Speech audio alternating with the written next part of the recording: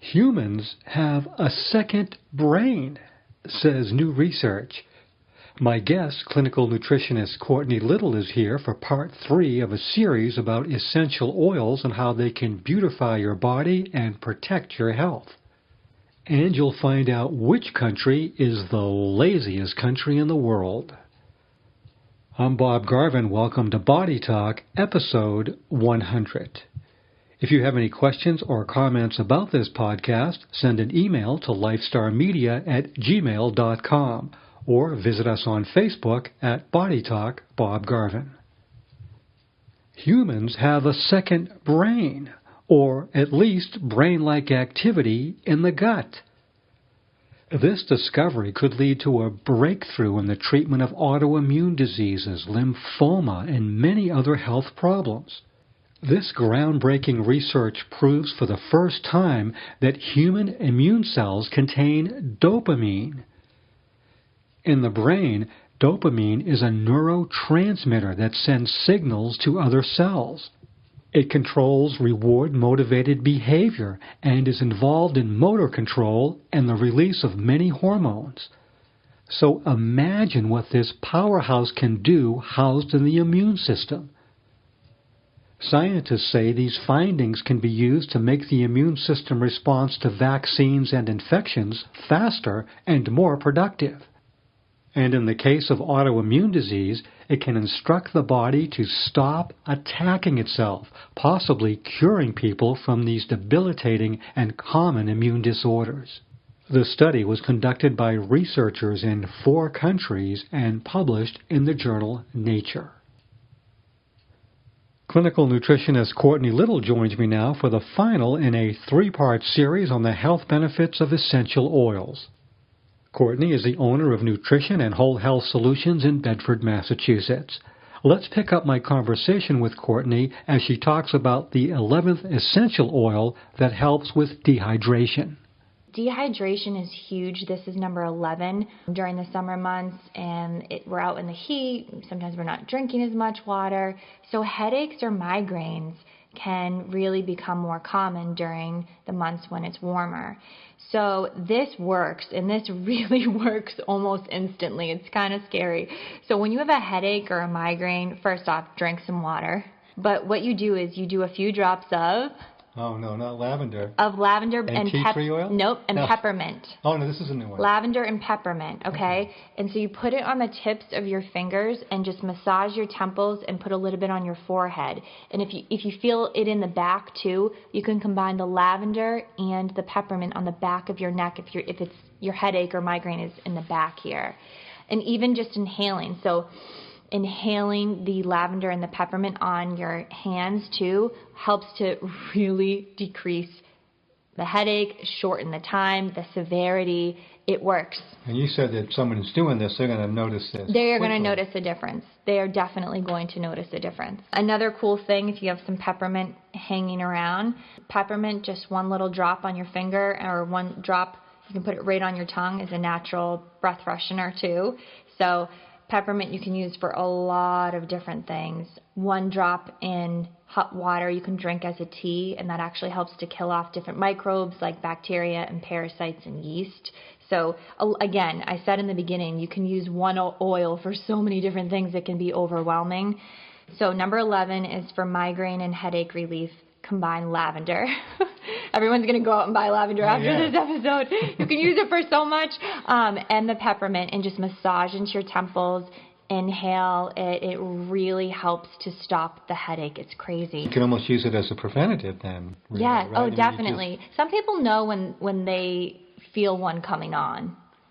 And obviously drink water. But before you go for the Tylenol, before you go for the Motrin, try these essential oils. I actually made a little roller for my boyfriend, so he wouldn't have so much Tylenol, and so he just rubs it, but he loves it.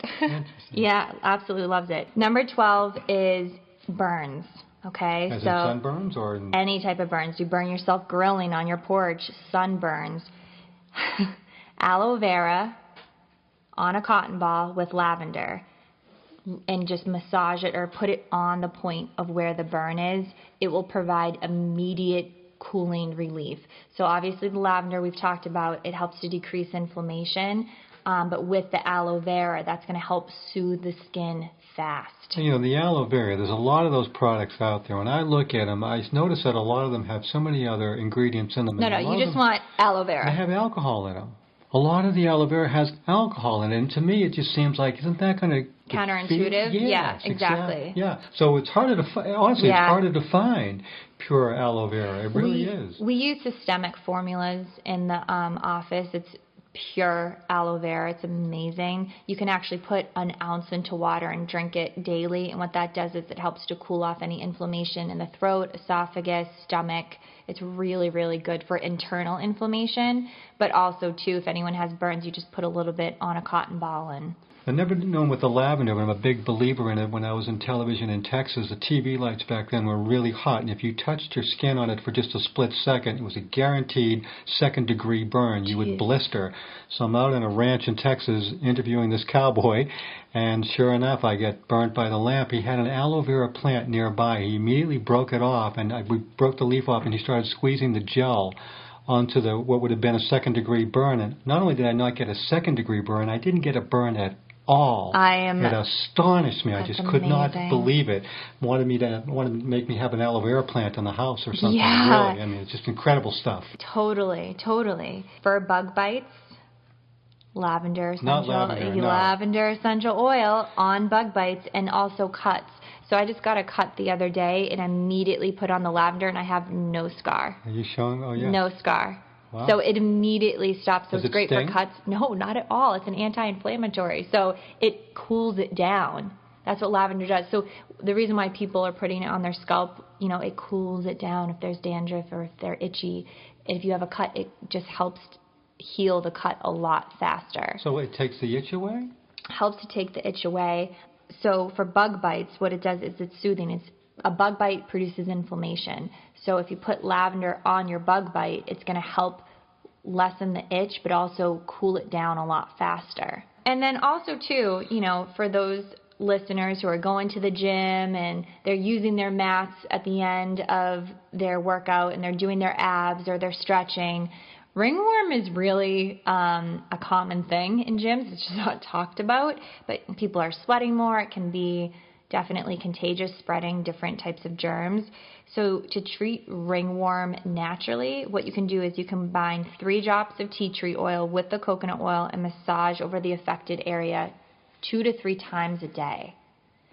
And that will really, really help to treat the ringworm naturally. Will it help to cure it?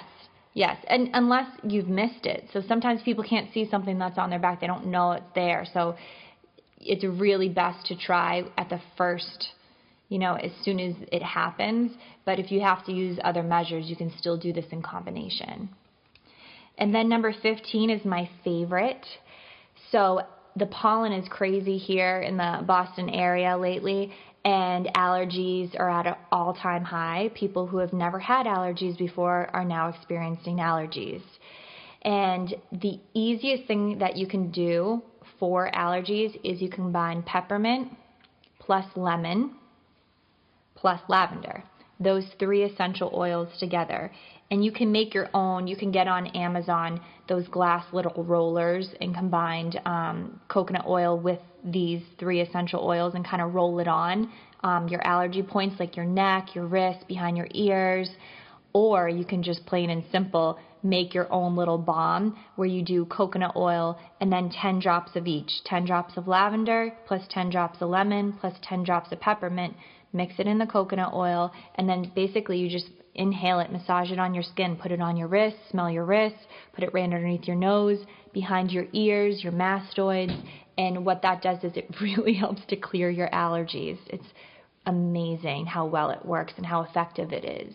And how often would you do that daily during the allergy season? It depends upon the severity of someone's allergies. I have some people who have real serious allergies. They need to do it a few times a day. For other clients, they do it once a day. They're fine. They're amazed. Absolutely amazed. So these are my 15 essential oils that are must-haves this summer. Obviously, lavender is used for most of them, and it's such a versatile essential oil that you can use for so many different things. And the reason why I love essential oils, number one, they work. Number two, you can use one little bottle, which doesn't cost much, for so many different things in and around your home and for your health and your wellness. And it lasts forever. And you're not putting chemicals on your body.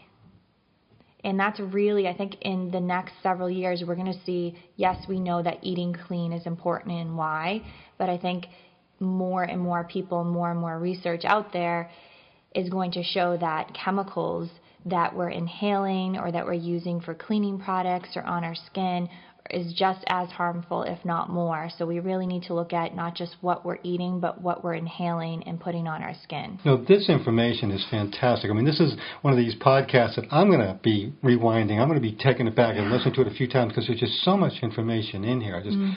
I had no idea that you could get so much relief from. Actually, there's just a few oils involved here. There's a couple key oils and to always have on hand. And when I learned about essential oils a few years ago, I was really overwhelmed. I'm like, wait a minute, this one oil can do what? And what you do is you just learn one thing, start to implement it, and you go slow because it is overwhelming because they are so versatile. And learning about them and why they work and their antioxidant properties and how well they kill off different bacteria and yeast. I mean, these are really, really powerful, Mother Nature, has provided us with these powerful medicinal essential oils that we can use for so many different things. And I think the more we start to learn about them and utilize them, we're going to be a lot healthier.